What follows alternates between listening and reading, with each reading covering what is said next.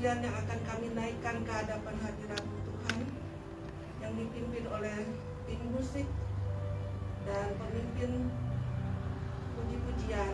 Kiranya semua ini menjadi harum di hadapan hadirat-Mu ya Bapa. Dan kami berdoa supaya Roh-Mu yang kudus memimpin kebaktian dan ibadah kami ini dan menjaga dari awal sampai akhirnya. Karena kami mau membuka kebaktian ini di dalam nama Tuhan Yesus Kristus, Juru Selamat kami yang hidup. Haleluya. Amin. Amin.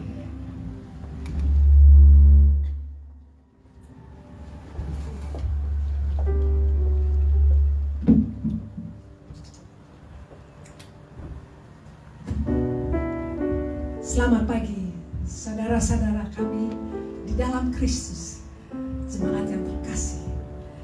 Marilah kita membuka kebaktian kita pada pagi hari ini dengan menyanyikan lagu Muliakanlah, muliakanlah Tuhan Allah.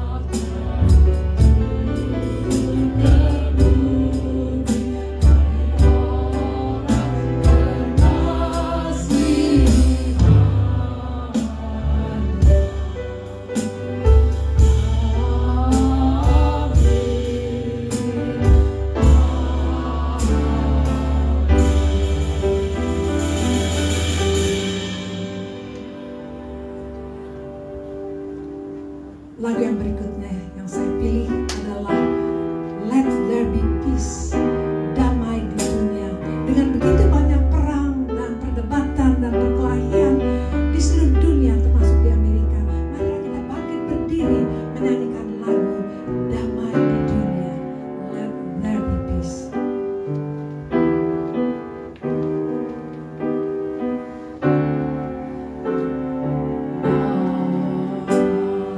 Di dunia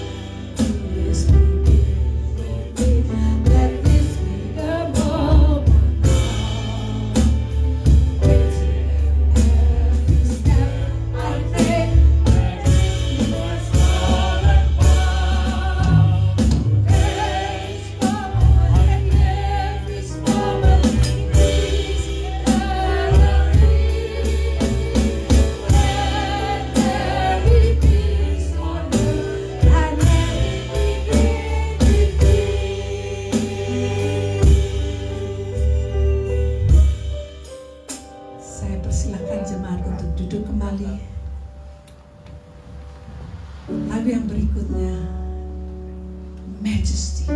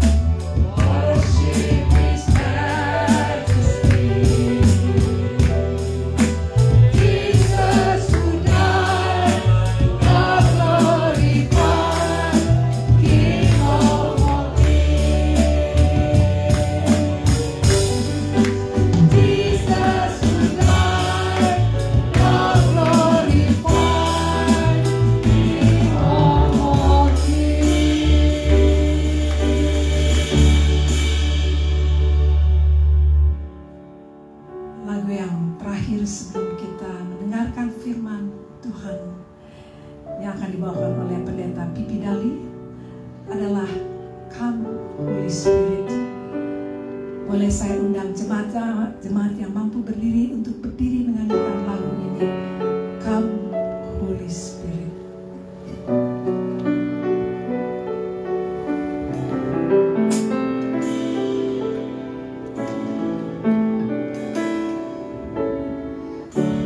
Come Holy Spirit, fall on me now.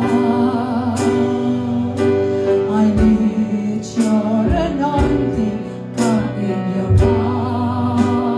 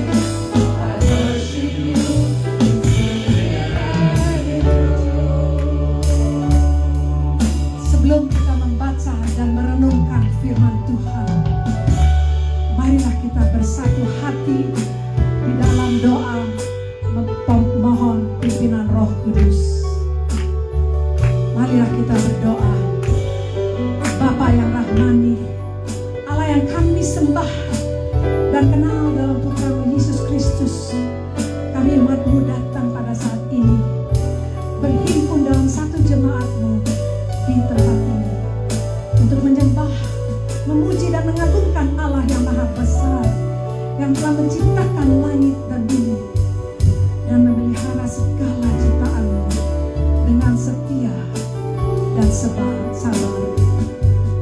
Kami datang saat ini Bapa untuk mendengar dan merenungkan firman-Mu. Kami percaya bahwa firman itu telah datang dalam diri manusia, yaitu Putra-Mu sendiri, Yesus Kristus Tuhan dan Juru Selamat kami. Dan karena itulah kami rindu mendengarkan kembali cerita yang lama, tetapi tetap bermakna, tetap memberikan arah dan tujuan hidup kami sebagai umat-Mu. Berikanlah kami hikmat dalam pimpinan Roh Kudus, agar kami bukan hanya mendengarkan, tapi kami memahamkan, mengerti, dan menjadi pelaku firman-Mu di mana saja dan kapan saja. Tolonglah dan sertailah Pendeta Pipi Dali, agar beliau bisa berbicara, menyampaikan kebenaran dan firman Tuhan. Kami berdoa dan memohon hanya dalam nama Putra-Mu, Yesus Kristus, Sang Firman yang telah menjadi manusia. Amin. I'm reaching for your heart. You hold my life in your hand. Drawing me closer to you. I feel your power in you. Nothing compares to your death. When I can see you face to face, I worship you. Spirit and truth. I'm reaching for your heart. You hold my life in your hand, drawing me closer to you. I feel your power in you. Nothing compares to this place when I can see you face to face. I worship you in spirit and in truth. I'm reaching for your heart. You hold my life in your hands, drawing me closer to you. I feel your power in you. Nothing compares to this place when I can see you face to face. I worship you in spirit and in truth.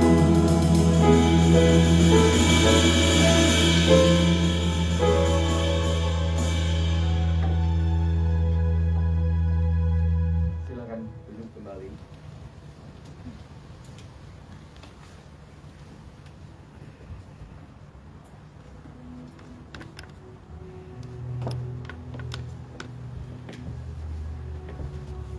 Saudara-saudara, pembacaan Alkitab untuk hari ini diambil dari Injil Matius pasal 1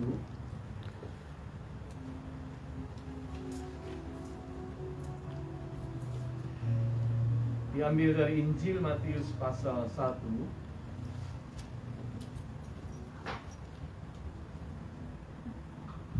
Matius pasal 1 ayat 1 sampai dengan 17 menjadi bacaan kita pada hari ini.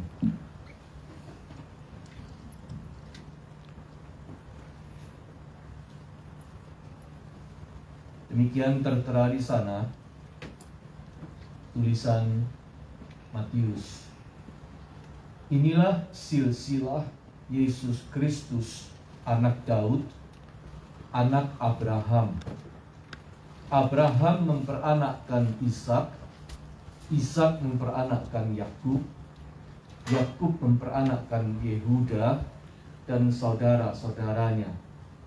Yehuda memperanakkan Peres dan Zerah dari Tamar. Peres dan memperanakkan Hezron. Hezron memperanakkan Ram. Ram memperanakkan Aminadab. Aminadab memperanakkan Nahason. Nahason memperanakkan Salmon. Salmon memperanakkan Boaz dari Rahab. Boaz memperanakkan Obed dari Rut. Obed memperanakkan Isai. Isai memperanakkan Raja Daud. Daud memperanakkan Salomo dari istri Uria. Salomo memperanakkan Rehabeam. Rehabeam memperanakkan Abia. Abia memperanakkan Asa. Asa memperanakkan Yosafat. Yosafat memperanakkan Yoram. Yoram memperanakkan Uzia. Uzia memperanakkan Yotam. Yotam memperanakkan Ahaz. Ahaz memperanakkan Hizkia. Hizkia memperanakkan Manasye. Manasye memperanakkan Amon. Amon memperanakkan Yosia. Yosia memperanakkan Yehonya dan saudara-saudaranya pada waktu pembuangan ke Babel. Sesudah pembuangan ke Babel, Yehonya memperanakkan Sealtiel. Sealtiel memperanakkan Zerubabel. Zerubabel memperanakkan Abihud. Abihud memperanakkan Eliakim. Eliakim memperanakkan Azor. Azor memperanakkan Zadok. Zadok memperanakkan Ahim. Ahim memperanakkan Eliud. Eliud memperanakkan Eleazar. Eleazar memperanakkan Matan. Matan memperanakkan Yakub. Yakub memperanakkan Yusuf, suami Maria, yang melahirkan Yesus yang disebut Kristus.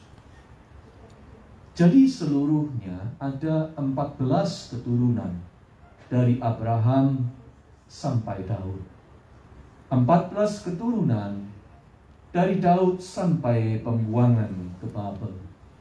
Dan 14 keturunan dari pembuangan ke Babel sampai Kristus. Demikianlah pembacaan Alkitab. Berbahagia kita yang mendengar firman Allah dan memeliharanya. Haleluya. Saudara sekalian, dunia kita ini dunia yang suka pada yang cepat, fast, instant. Semua harus serba cepat. Makanan pun yang cepat, siap saji, fast food. Service yang baik itu service yang cepat.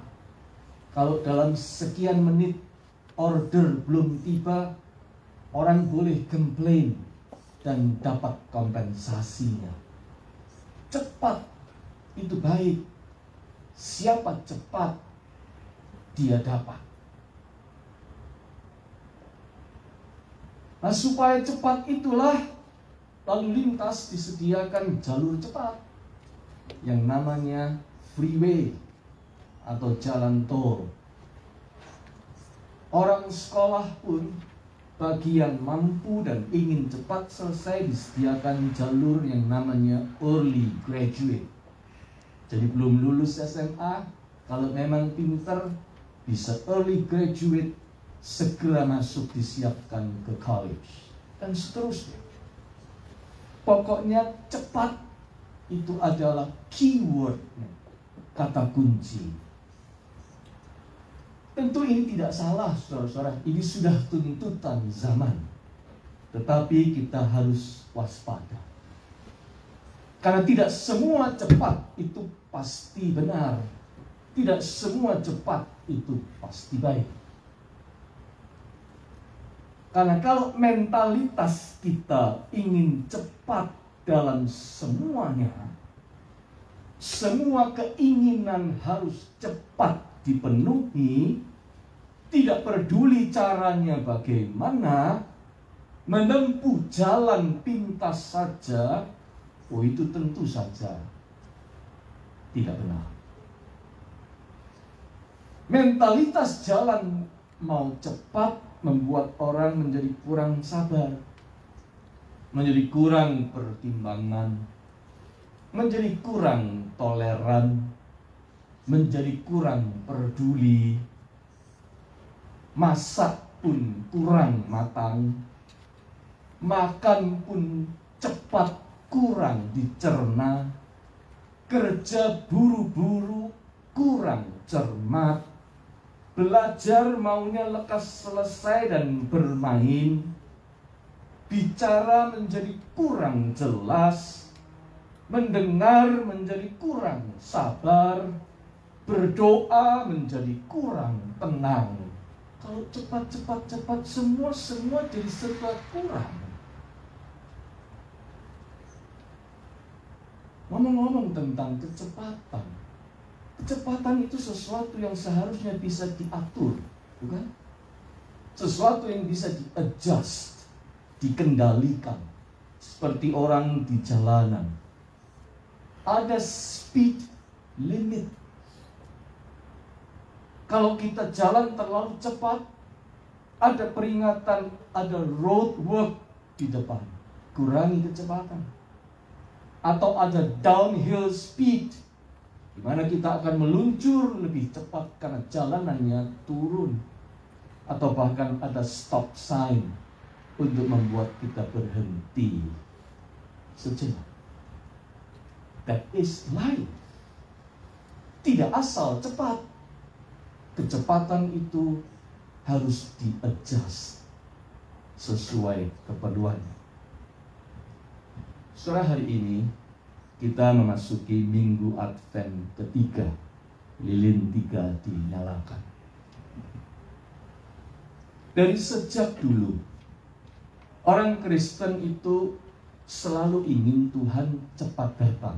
Sejujurnya saja, masa Advent adalah masa penantian. Dan itu sebabnya orang Kristen sejak dulu selalu bernyanyi atau berseru Maranatha. Kata yang kita pakai menjadi gereja ini, Maranatha, artinya Tuhan datanglah. Tuhan cepat-cepat datanglah. Tuhan cepat dikit dong. Tuhan segera datanglah. Kami sudah nunggu nih. Itu arti Maranatha. Memohon Tuhan segera datang. Itu sudah sejak abad pertama. Dan hari ini kita sudah tiba di abad 21. Tuhan juga tidak datang-datang. Istilahnya begitu. Itu berarti waktu cepatnya kita dan waktu cepatnya Tuhan tidak sama. 20 abad berlalu, kedatangan Tuhan masih dinantikan. Kita masih menyalakan lilin Advent. Kita masih terus berharap.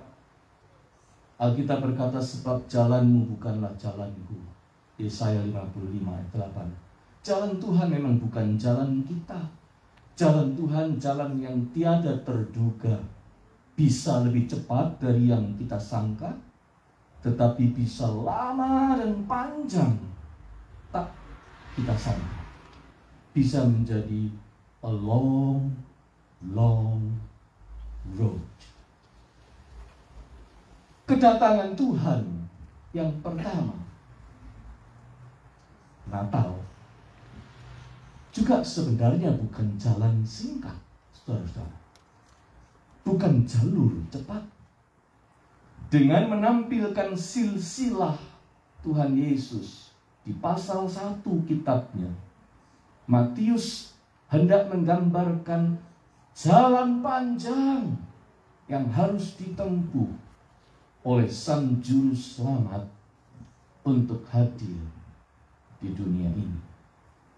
There was a long road to Bethlehem. Butuh 3 kali 14 keturunan dihitung sejak Abraham. Itu kalau dihitung sejak Abraham. Matius ingin mengatakan, lihatlah cara Tuhan bekerja. Itulah jalan Tuhan. Itu sebabnya dia menggambarkan silsilah itu dengan detail. Perjalanan menjadi juru selamat lahir di Bethlehem itu perjalanan panjang. Sekarang apa manfaatnya kita mengetahui silsilah ini? Apa gunanya kita mengetahui jalan Tuhan yang panjang ini? Mari saya ajak Anda untuk melihat 3 lessons penting. Yang pertama, supaya kita belajar menghargai yang namanya proses, bukan cuma hasil. Orang yang mau cepat itu saudara-saudara karena ingin melihat hasil, bukan? Hasilnya yang penting apa? Saya mau lihat hasilnya cepat. Sedangkan prosesnya menuju ke situ tidak diperdulikan. Mau status, ini ngomong tentang Amerika ya. Mau status di sini dengan cepat?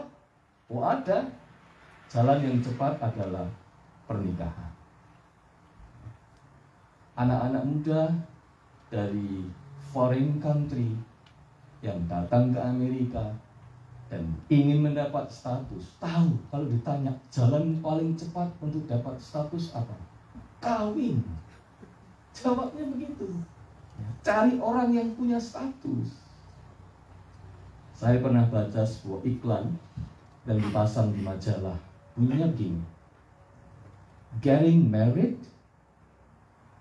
instant marriage, 1 hour in Los Angeles. No traveling to the LA County Clerk's office. No witnesses necessary. We will handle all the legal issues and paperwork. You will get your working permit in 3 months. Green card interview in 5 months.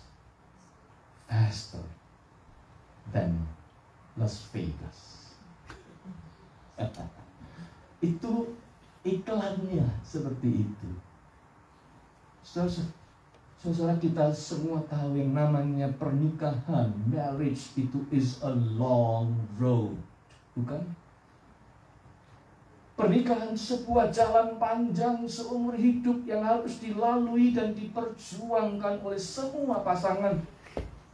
Tapi kok bisa-bisanya marriage itu di-abuse begitu rupa, dijadikan jalan pintas untuk kepentingan yang lain.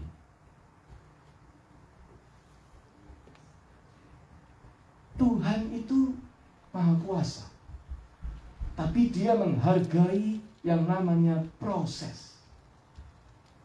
Manusialah yang justru seringkali tidak menghargai proses. Dan itu penyebab dari banyak hidup ini yang berantakan. Kehidupan ini berantakan oleh karena orang itu cuma mau dapat hasil, tetapi enggan pada prosesnya. Di gereja GKI itu kalau orang mau dibaptis ada pelajarannya lebih dulu, namanya katekisasi, pelajaran Alkitab, pelajaran untuk mempersiapkan orang baptisan. Seorang teman saya di Indonesia, pendeta GKI, dia cerita sama saya, suatu saat ada orang datang padanya dan bertanya, "Pak pendeta, katekisasinya berapa lama?" Lalu pendeta menjawab, "Kira-kira 9 bulan sampai 1 tahun." Lalu dia balas nanya lagi, "Yang 2 bulan saja ada enggak, Pak?" Nawar. Katekisasi mau baptis 9 bulan ditawar 2 bulan. Ya. Mau dapat diskon waktu karena mau cepat saja. Kenapa mesti lama-lama, Pak Pendeta? Saudara sekalian, andai orang itu tahu menghargai proses, jumlah tukang komplain di dunia ini pasti berkurang. Sebab orang itu sering dengan enteng menunjukkan ini salah, itu salah, ini kurang, itu kurang, penuh dengan komplain. Karena apa? Karena tidak tahu menghargai sebuah proses. Taunya cuma hasil. Kalau Anda tahu proses memasak itu susah. Orang memasak itu punya susah payahnya sendiri. Anda kalau tahu prosesnya orang masak, Anda tidak akan gampang itu mencela makanan. Kalau ada makanan, orang cenderung mencela itu karena dia tidak tahu prosesnya. Kalau Anda tahu prosesnya mengajar itu tidak mudah, mempersiapkan untuk mengajar, Anda tidak akan gampang-gampang menghina seorang guru. Karena proses mengajar itu tidak mudah. Hidup ini saudara pasti akan lebih baik, lebih indah kalau orang mau belajar menghargai proses, bukan cuma hasilnya saja. Kalau Tuhan saja menghargai sebuah proses, Dia datang ke dunia ini lewat proses yang alami, melalui keturunan demi keturunan demi keturunan, sampai Dia lahir sebagai bayi di kandungan seorang perawan bernama Maria. Oh, itu jalannya panjang, prosesnya Tuhan lalui. Tuhan itu menghargai proses. Padahal kalau Tuhan mau cepat, bisa. Kalau Dia bisa. Tapi Dia melewati proses. Kita pun harus belajar menghargai sebuah proses. Kalau kita mampu menghargai proses, itu akan menolong kita menjadi lebih sadar dan menjadi lebih sabar. Itu lesson pertama. Sekarang lesson yang kedua. Untuk apa kita melihat dan mempelajari silsilah Yesus Kristus menurut Matius ini? Yang kedua, supaya kita ini belajar menghargai yang namanya preparation. Kita belajar menghargai yang namanya persiapan. Saudara, silsilah yang tersusun rapi, bertahap di titik-titik tertentu dalam sejarah bangsa Israel. Dari bapak leluhur Abraham, 14 keturunan sampai kemudian ke raja ideal, Raja Daud. Dan sesudah itu ke peristiwa pembuangan ke Babel, 14 keturunan lagi. Barulah kemudian tiba di saat kelahiran Yesus Kristus. Itu menunjukkan betapa kedatangan Yesus itu benar-benar dipersiapkan. Arrange it. Well prepared. Tuhan yang Maha Kuasa selalu bekerja dengan persiapan sebelumnya. Kitalah manusia ini yang sering mengabaikan perlunya persiapan. Waktu di SMP dulu, saya masih ingat sekolah kami itu punya tim bola voli yang lumayan tangguh. Salah satu pemainnya adalah teman baik saya, teman sekelas. Suatu hari ada pertandingan melawan SMP lain, tim bola voli dari SMP lain. Saya masih ingat waktu itu kami kecewa sekali, karena ternyata di luar dugaan tim kami kalah telak. Kemudian diadakan evaluasi. Guru olahraga kami waktu evaluasi langsung menunjuk penyebab kekalahannya bukan karena kami kalah bagus, tim kami tidak bagus, tapi karena kurang siapnya pemain. Mereka tidak melakukan warming up yang cukup waktu itu. Datangnya terlambat, sudah jamnya bertanding, datang langsung main tanpa pemanasan atau warming up. Padahal warming up itu sebuah persiapan yang penting untuk bertanding sesungguhnya. Tanpa itu, ketika warming up-nya di-skip, dilewati, itu mengurangi kemampuan untuk bertanding, kalah. Saudara sekalian, memang bagi kita manusia yang namanya persiapan itu tidak menjamin sempurna hasilnya, tidak. Tetapi apalagi kalau tanpa persiapan. Itu sebabnya sebuah preparation itu di dalam segala hal di dalam hidup ini penting. Orang melahirkan perlu persiapan. Orang menikah perlu persiapan. Orang menghadap Tuhan perlu persiapan. Mau masuk sekolah perlu persiapan. Mau ujian perlu persiapan. Mau bertanding perlu persiapan. Mau ke sekolah, mau ke tempat kerja, mau ke tempat pesta, mau ke gereja, perlu persiapan. Melayani Tuhan perlu persiapan. Mereka yang melayani Tuhan hari ini, tim musik dan juga pemimpin liturgi, apakah perlu persiapan sebelumnya? Ya, tidak ada yang tidak. Sayangnya kita ini sering mengabaikan yang namanya sebuah persiapan. Terutama, sorry to say, melayani. Banyak orang karena merasa melayani itu volunteer, melayani itu bosnya juga nggak kelihatan, nggak ada yang mengawasi, maka kita kurang menganggapnya sebagai serius. Tidak. Melayani Tuhan itu sesuatu yang membutuhkan persiapan. Bahkan datang beribadah pada hari Minggu dibutuhkan persiapan. Mengambil bagian dalam perjamuan kudus misalnya diperlukan persiapan. Tidak ada yang tidak.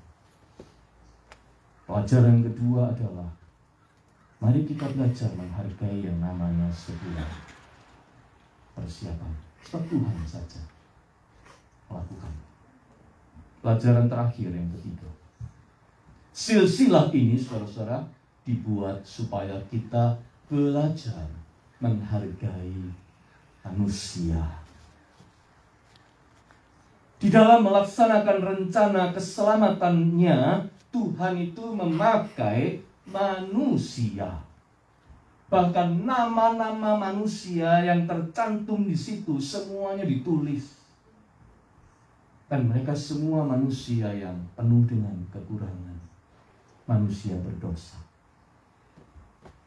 Rencana keselamatan Tuhan itu melibatkan banyak manusia. Orang, termasuk orang-orang yang dipandang rendah oleh manusia. Tercatat ada nama 4 wanita yang punya catatan khusus dalam sejarah Israel. Yang pertama namanya Tamar, ayat 3. Itu seorang menantu yang sengaja tidur dengan mertuanya demi mendapatkan anak.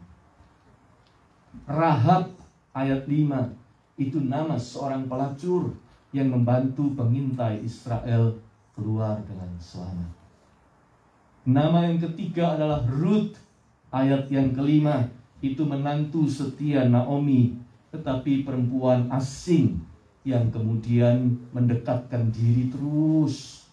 Bahkan pernah satu hari di malam hari dia tidur di dekat Boaz sampai dinikahi oleh Boaz.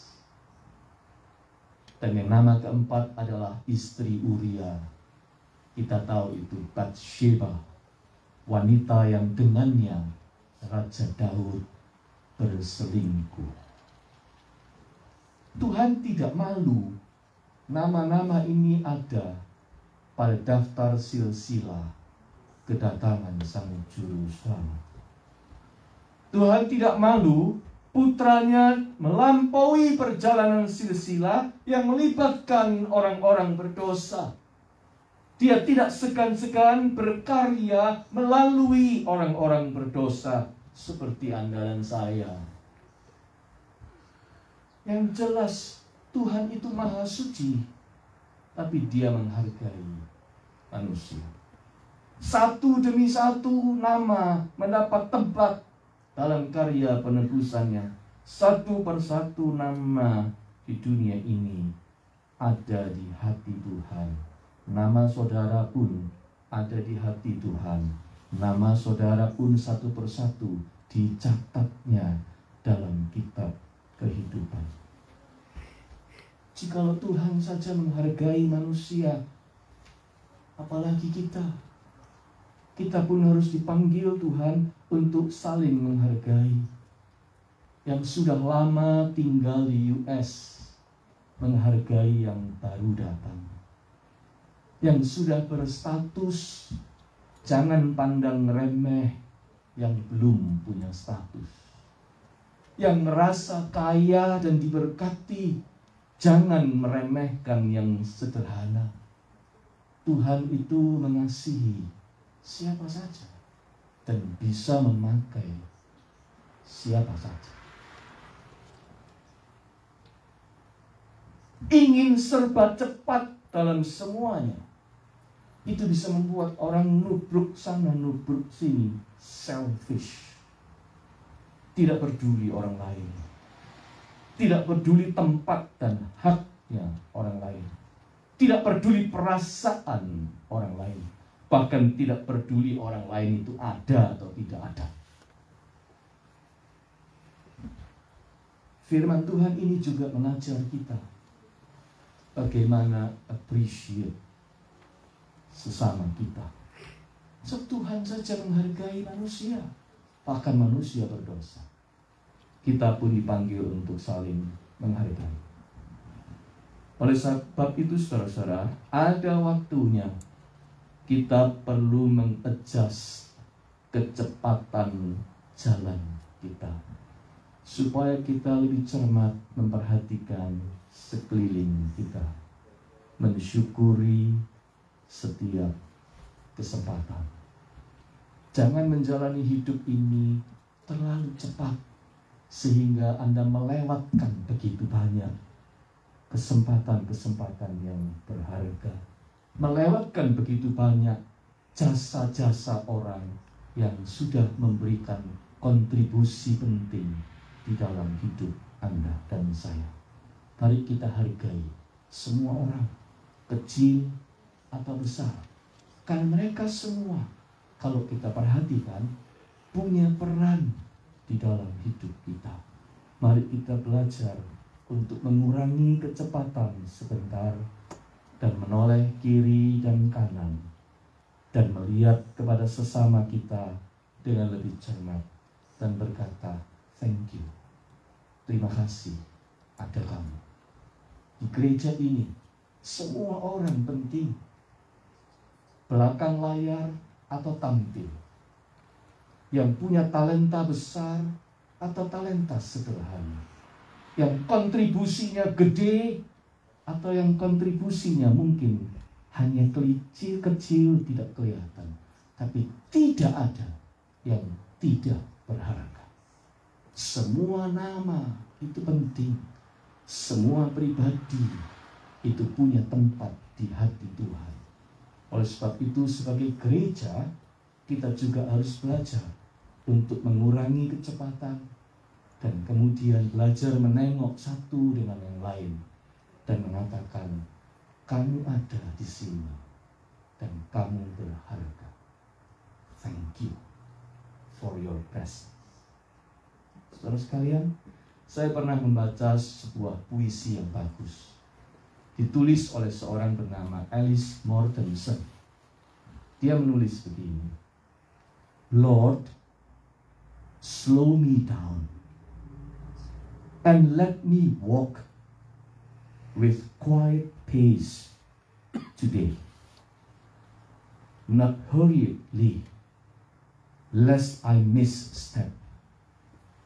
and somehow lose the way that you have marked, and priceless moments waste when I discover that I am wrong and must my steps retrace.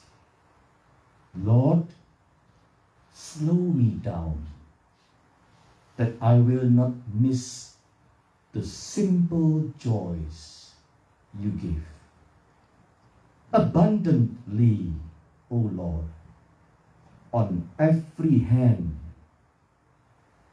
let me take time to live. Sebuah puisi yang bagus, yang ngajar kita untuk take time to live. Hidup itu harus dijalani dengan be present, take time, supaya kita tidak waste our time dan energy terlalu cepat dan kita kehilangan momentum-momentum yang berharga di dalam hidup ini, termasuk momentum orang lain yang ada di sekitar hidup kita. Ya, saudara-saudara, akhirnya saya akan mengatakan, andai saja di dalam hidup ini kita lebih tahu bagaimana menghargai sebuah proses, lebih tahu bagaimana menghargai yang namanya preparation, persiapan, dan lebih tahu bagaimana menghargai manusia seperti Tuhan kita, hidup ini pasti lebih indah, lebih penuh harapan, dan lebih bertaburan joy, hope, and love. Selamat memasuki Minggu Advent yang ketiga. Amin.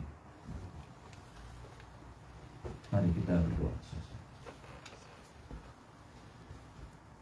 Tuhan, tolong kami untuk mengatur kecepatan perjalanan kami dalam hidup ini. Tolong kami untuk tidak miss precious moments yang Kau sediakan dalam hidup ini. Tolong kami untuk menghargai proses sesuatu terjadi. Tolong kami untuk menghargai bahwa semua yang baik membutuhkan persiapan yang baik dan serius.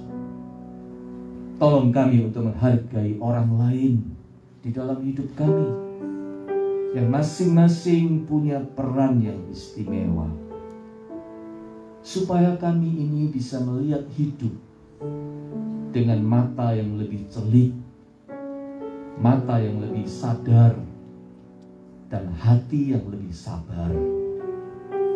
Dan supaya kami lebih banyak bersyukur dalam pengharapan, bersyukur dalam sukacita, bersyukur di dalam cinta, sebagaimana panggilan di masa-masa Advent ini.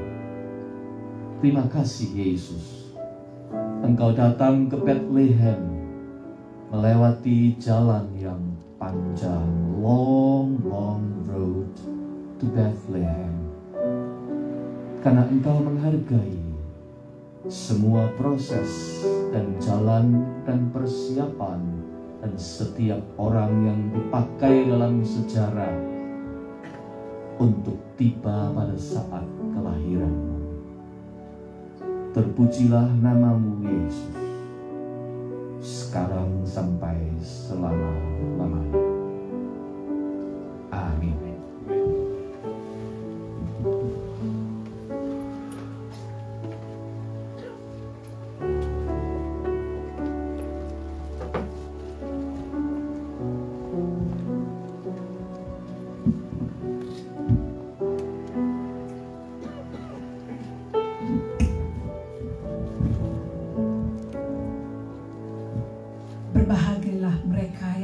mendengarkan firman Allah dan memeliharanya.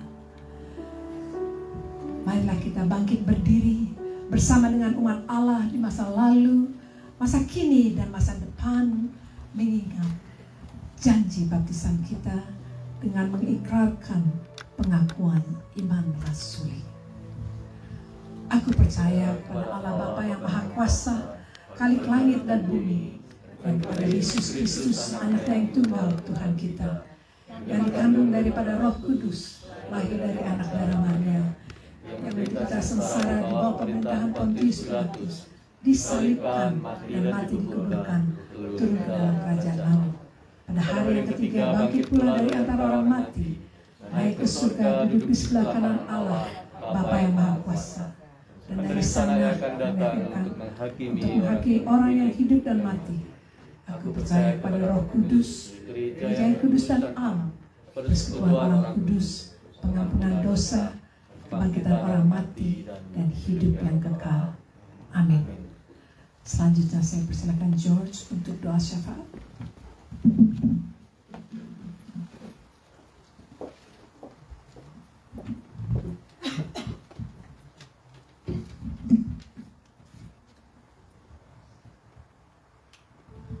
Mari kita berdoa untuk teman-teman yang sakit. Tuhan Bapa kami yang ada di surga, kami berterima kasih atas firman-Mu pada hari ini. Kami berterima kasih untuk Pak Pipi yang telah menyampaikan firman-Mu. Berkatilah pelayanannya dan keluarganya. Kami juga terus berdoa untuk kesehatan Ko Handi. Terus Tuhan pulihkan dari penyakitnya. Untuk Ko Habi, Ko Adrian, dan Tante Juliana, Tuhan tolong tilik mereka satu persatu, kuatkan tubuhnya dan berikan kesembuhan yang daripada-Mu. Kami berdoa untuk kesembuhan Leani, Peter Chen, Mei, Tante Yeti, Ibu Aimin, Tante Vivi. Tuhan, Engkau yang tahu penyakit mereka satu persatu. Kami percaya mereka ke dalam perawatan. Untuk Tante Orga, Tuhan tolong terus kuatkan tubuhnya dan imannya. Untuk Tante Juliana, Tante Hana, Tante Tres, Tante Christina, Pak Sugianto, dan para senior Maranatha, lindungi mereka satu persatu. Tuhan, biarlah semakin bertambah usianya, semakin diperkuat imannya. Untuk seluruh jemaat Maranatha yang di sini maupun yang mengikuti kebaktian online, Tuhan lindungi dan berkati mereka satu persatu. Tuhan, kami juga mau berdoa untuk korban bencana yang terjadi di Indonesia. Tuhan, biarlah di dalam kesusahannya, biarlah mereka tetap bisa merasakan kasih karunia-Mu di dalam kehidupannya. Tuhan, terus tuntun dan bimbing kehidupan kami semua. Biarlah kehidupan kami memancarkan cahaya yang terang tadi dan kehangatan kasih. Kami bisa menjadi berkat dan membawa lebih banyak lagi orang-orang datang dan percaya kepada-Mu. Terima kasih Bapa. Dengar doa seru kami ya Bapa. Terpujilah nama-Mu. Haleluya. Amin. Amin.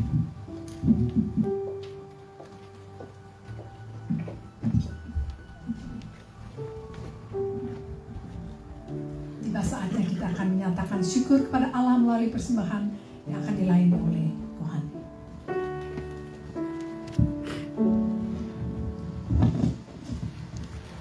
Kita akan memberikan persembahan. Saya akan bacakan satu ayat dan kita bisa menyanyikan sambil persembahan diedarkan. Lukas 12 ayat 15, katanya lagi kepada mereka, berjaga-jagalah dan waspadalah terhadap segala ketamakan, sebab walaupun seorang berlimpah-limpah hartanya, hidupnya tidaklah tergantung dari kekayaannya pada kekayaannya itu.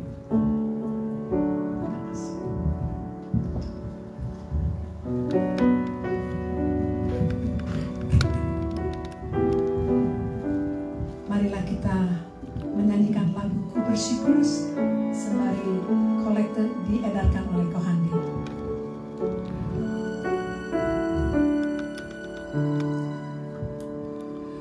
Ku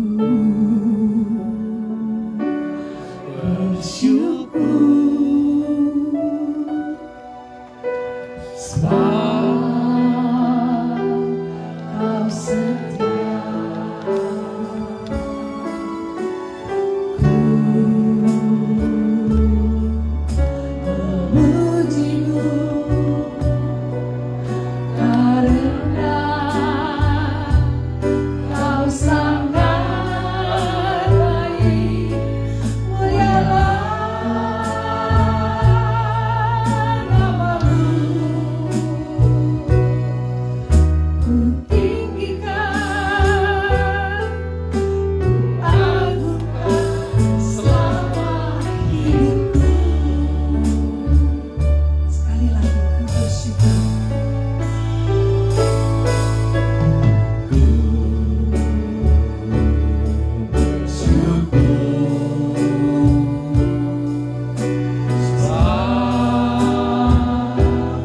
Kau setia.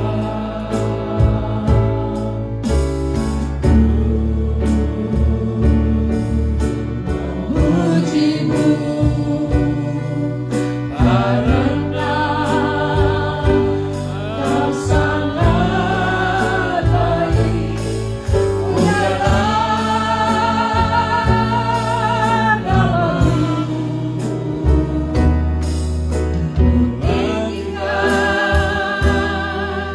ku agungkan selama hidupku.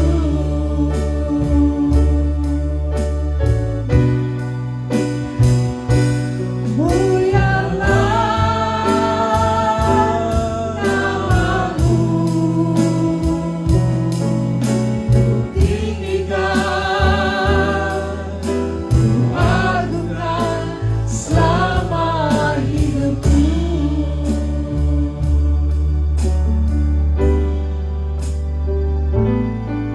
Mari kita berdoa. Tuhan, terima kasih Tuhan kalau kami boleh memberikan persembahan ini. Kami percaya Tuhan, Kau boleh memberkati tangan-tangan yang mengelola persembahan ini, sehingga semuanya boleh berguna untuk memuliakan kerajaan-Mu. Tuhan, terima kasih juga Engkau telah memberikan kami kesehatan, kekuatan, sehingga kami boleh bekerja dengan baik, dan kami boleh semuanya apa yang kami pantas lakukan, kami berikan kepada rumah Tuhan ini. Semuanya Tuhan mengetahui, karena ini semuanya untuk memuliakan nama Tuhan. Berkati kami semuanya Tuhan, dalam nama Tuhan Yesus kami berdoa. Amin. Amin. Terima kasih Kohandi. Lagu yang terakhir yang kita akan nyanyikan adalah Maranatha, dan kemudian pendeta Bibi akan memberikan berkat Tuhan. Silakan berdiri saudara-saudara sekalian.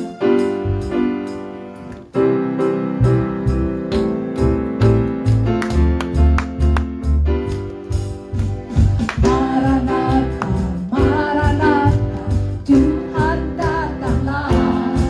Persiapkanlah dirimu, sambut kedatangannya. Maranatha, Maranatha,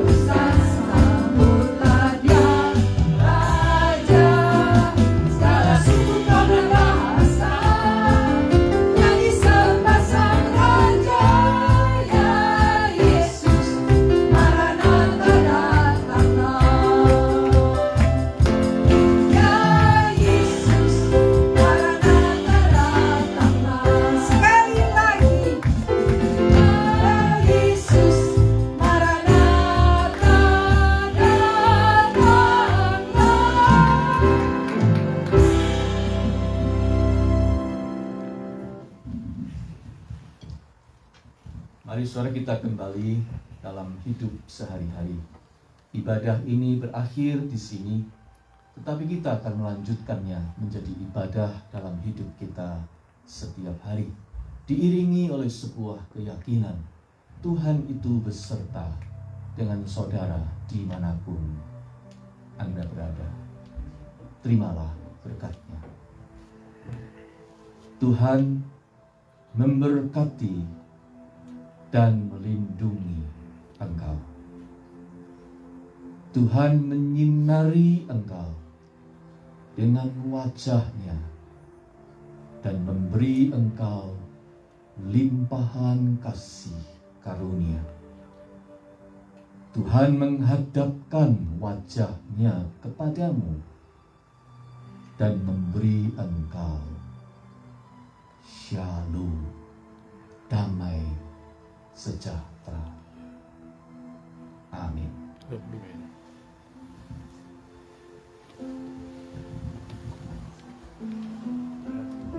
Mari kita memasuki saat teduh pribadi.